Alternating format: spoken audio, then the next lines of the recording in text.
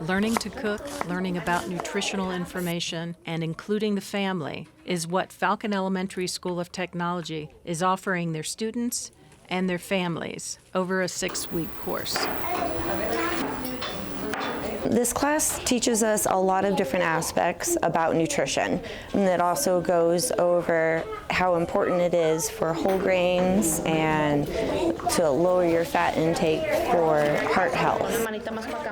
Students as young as kindergarten age are learning how to prep and how they can better take part in preparing family meals. It has been really encouraging to see them actively want to participate in cooking at home. Vegetables, fruits, grains. The cost is free and the information invaluable.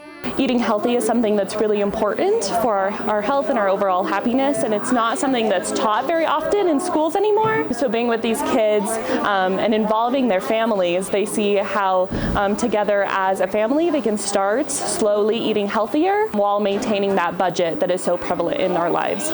It's a family affair, and it shows that cooking matters. I recommend this for everybody. It's like the best class ever. It's a 5-star out of 5-star rating.